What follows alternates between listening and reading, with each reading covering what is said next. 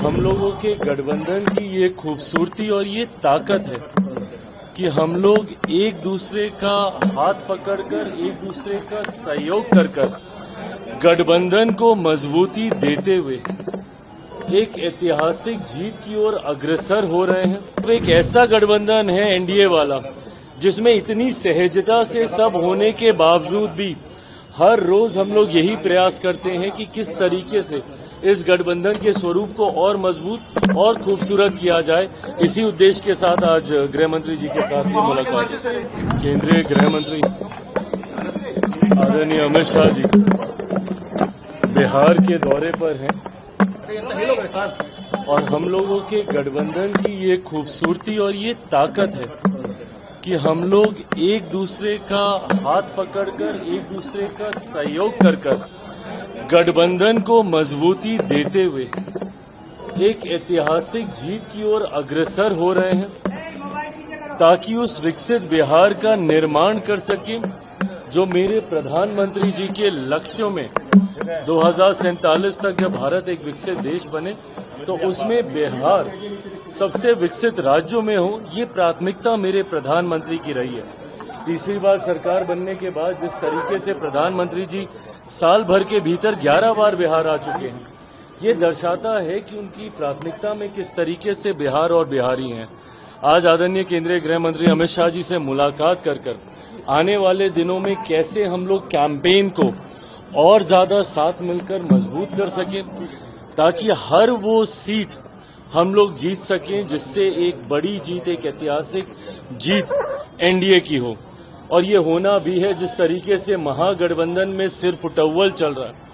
एक दूसरे के घटक दल के प्रत्याशी अपने ही प्रत्याशी के सामने उन्होंने नॉमिनेशन किया है, तो एक तरफ एक कंफ्यूजन वाला गठबंधन है, दूसरी तरफ एक ऐसा गठबंधन है एनडीए वाला जिसमें इतनी सहजता से सब होने के बावजूद भी हर रोज हम लोग यही प्रयास करते हैं कि किस तरीके से इस गठबंधन के स्वरूप को और मजबूत और खूबसूरत किया जाए। इसी उद्देश्य के साथ आज गृह मंत्री जी के साथ ये मुलाकात। भाई एनडीए का माहौल आप सब देख रहे हैं और ये जनता के बीच है। जिस सहजता से एनडीए ने अपने पांचों एलाइज को सम्मान देते हुए एक सहज नेगोशिएशन को संपन्न करने का कार्य किया। हम लोग के सारे प्रत्याशी 243 ऑफ अस, हम सबके नॉमिनेशंस क्लियर हो चुके हैं, सारे प्रत्याशियों के नाम क्लियर हो चुके हैं। कोई कंफ्यूजन नहीं है महागठबंधन की तरह कि ये सीट इनके पास है कि मेरे पास है। ऐसे में ये क्लैरिटी होने के बाद अब हम सब लोग जमीन पर उतर चुके हैं, कैंपेन कर रहे हैं। आज मैं स्वयं, मेरे प्रदेश अध्यक्ष, उनका नामांकन है गोविंदगंज, अब वहां जा रहे हैं। तो हर कोई, हम लोगों ने तो अपनी कैंपेन की शुरुआत कर दी है, जहां महागठबंधन अभी तक एक दूसरे की दावेदारी को काटने का प्रयास कर रहा है। कौन कह रहा है कि तेजस्वी तय है, जब गठबंधन ही नहीं कह रहा है कि भैया तेजस्वी तय है।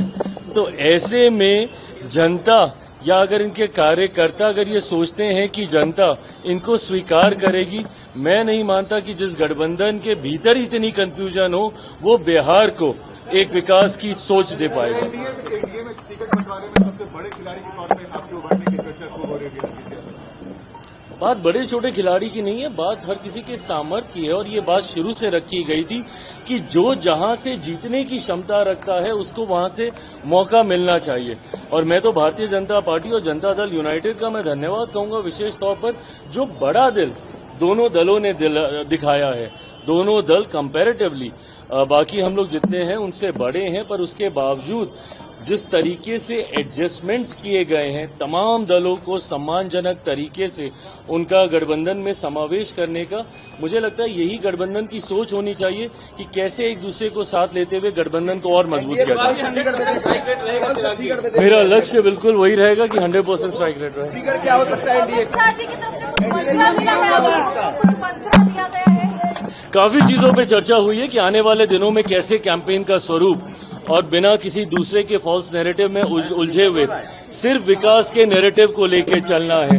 2024 में हम लोगों ने देखा कई अलग अलग विषयों को लेकर भ्रमित करने का कार्य किया गया, कभी संविधान, आरक्षण, विभिन्न तरीके की बातें, पर बिना किसी गलत नैरेटिव में उलझे हुए सिर्फ विकास का नैरेटिव होना चाहिए। बिहार में कैसे आने वाले दिनों में युवाओं के लिए रोजगार के अवसर हम लोग उत्पन्न करेंगे, कैसे इंफ्रास्ट्रक्चर डेवलपमेंट यहाँ पे किया जाएगा, शिक्षा स्वास्थ्य को कैसे यहाँ पे बेहतर किया जाएगा और मौजूदा योजनाओं के तहत जितनी भी वेलफेयर स्कीम्स है कैसे उसको और सशक्त किया जाएगा, इन तमाम बिंदुओं पर चर्चा। Thank you. हमारी खबरों से जुड़े रहने के लिए हमारे चैनल को सब्सक्राइब करें और बेल आइकन को दबाएं ताकि खबर की नोटिफिकेशन आपको मिलती रहे।